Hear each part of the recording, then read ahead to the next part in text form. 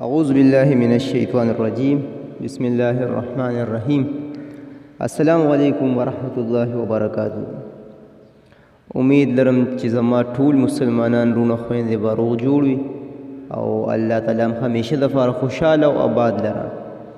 ملګرو نن د سره یوه ډېره اسانه او مجربه وظیفه شریکومه او وظیفه د جي د قرض د ختمېدو دپاره. نو ډېر اسان عمل دی.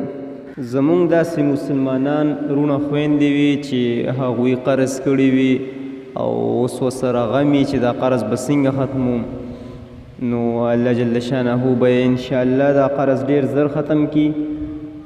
که چېرې چا قرض کړي هم نه وي نو هغوی دې هم دا وظیفه کوي، هغه به الله جل شانه چېرې هم چاته نه محتاجه کوي، چا نه به قرض پیسې نه غواړي، هغه سره به الله د غیبو نه مدد کوي.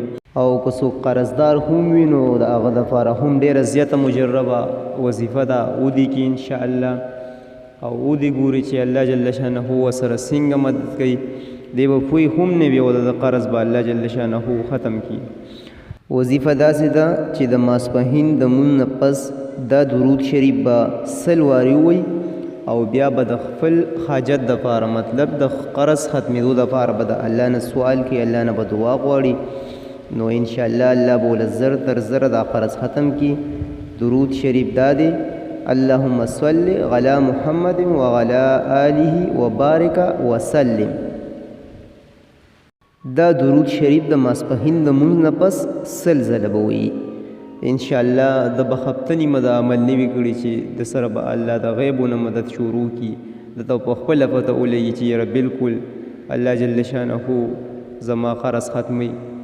او څنګه چې زه په هره ویډیو کې تاسو ته یم چې د وظیفې یو څو شرایط دي. لومړی شرط خو دا دی چې دې سره 15 وخته لمونځ کوئ، لمونځ به خامخا په اهتمام سره 15 وخته لمونځ کوئ. دویم نمبر شرط دا دی چې په الله باندې به پوره یقین او پوره بروسه ساتئ. په زړه کې به چرې هم څه شک شبه نه راولئ چې یاره جي وظیفه زه کوم، ما دا قرض به ختم شي، ختم به نه شي، هسې نه زما کارو کې ونه کي. دا به بلکل نه کوي. په الله باندې به پوره یقین او بروسه ساتئ. انشاءالله ته بیا ګوره چې ستا قرض څنګه ختموي الله. دې نه علاوه که زمونږ مسلمانان رونه خویندې د هر قسمه شرعي حاجت، بیمارو دپاره، نور داسې جایز محبت دپاره وظیفه غواړي نو هغوی مونږ سره په کمنټس کې رابطه وکړئ. کمنټ کې ووایئ، انشاءالله زه پوره کوشش کوم چې تاسو دپاره اسانه او ډېره زیاته مجربه وظیفه راوړم انشاءالله. او زه تاسو نه اجازت غواړم، انشاءالله بله ویډیو کې به ملاویږو او په خپلو دعاګانو کې مو یاد ساتئ. د الله په امان.